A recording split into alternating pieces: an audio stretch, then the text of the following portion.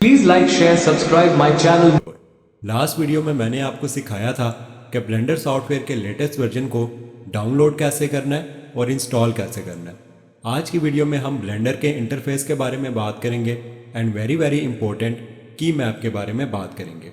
Blender 4.1 को install करने के बाद जब आप फर्स्ट टाइम ओपन करोगे तो आपके सामने ऐसी screen. Please like, share, subscribe my channel. सबसे पहले आपने यहाँ कंटिन्यू पर क्लिक कर देना है। अब आपने यहाँ जनरल के ऊपर क्लिक करना है। तो ये है ब्लेंडर का फर्स्ट इंटरफेस जिसमें हमारे पास एक क्यूब है, एक कैमरा है और एक लाइट है। इस पॉइंट ऑफ टाइम पर सबसे ज़रूरी चीज़ है की मैप। सबसे पहले मैं आपको बताता हूँ कि की मैप होता क्या है। देखो, जब भी हम किसी 3D सॉफ्टवेयर में काम करते हैं तो हम कीबोर्ड से शॉर्टकट कीज़ यूज़ करते हैं, जैसे कि प्रोजेक्ट को सेव करने के लिए Ctrl+S, न्यू फाइल क्रिएट करने के लिए Ctrl+N वगैरह वगैरह। अब काम की बात यह है कि आपका और मेरा की मैप सेम होना चाहिए। की मैप का मतलब ये है कि अगर मैं अपने कंप्यूटर में कोई की प्रेस करता हूँ तो उस की प्रेस करने पर जो एक्शन मेरे कंप्यूटर में परफॉर्म होगा वही सेम एक्शन उस की को प्रेस करने पर आपके कंप्यूटर में भी होना चाहिए। ऐसा नहीं होना चाहिए कि मैं Ctrl+S प्रेस करूं तो मेरे कंप्यूटर में फाइल सेव हो, जबकि आप Ctrl+S प्रेस करो तो कुछ और ही एक्शन परफॉर्म हो।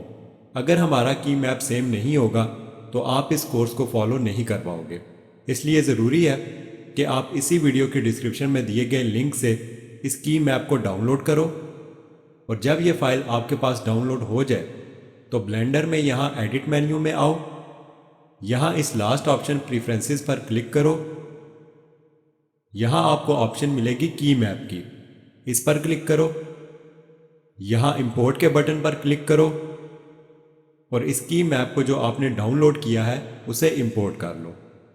इसके बाद यहाँ इनपुट की ऑप्शन में जाओ और यहाँ एमुलेट 3 माउस बटन वाले ऑप्शन को टिक कर दो और प्रेफरेंसेस विंडो को क्लोज कर दो। अब आपने ये भी चेक करना है कि ये की मैप सही से इंपोर्ट हुआ है या नहीं। ये चेक करने के लिए अपने कीबोर्ड से ऑल्ट बटन को दबाकर रखो और अपने माउस से लेफ्ट क्लिक को भी दबाकर रखो। अब अपने माउस को लेफ्ट या राइट साइड की तरफ मूव करो। अगर आप ब्लेंडर में ऐसे रोटेट कर पा रहे हो तो की मैप इंपोर्ट हो चुका है। अब इस की मैप को यूज़ करने से आपके और मेरे कीबोर्ड के बटन्स के एक्शन मैच होंगे, लेकिन अगर आप इस की मैप को इंपोर्ट नहीं करोगे तो आपके और मेरे एक्शंस मैच नहीं होंगे। इसलिए की मैप को इंपोर्ट करना बहुत ज़रूरी है।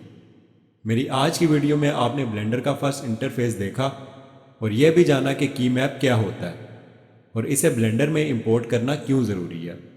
की मैप के चक्कर में हमने ब्लेंडर के इंटरफेस के बारे में ज़्यादा बात नहीं की, इसलिए नेक्स्ट वीडियो में हम ब्लेंडर के इंटरफेस को डिटेल से समझेंगे।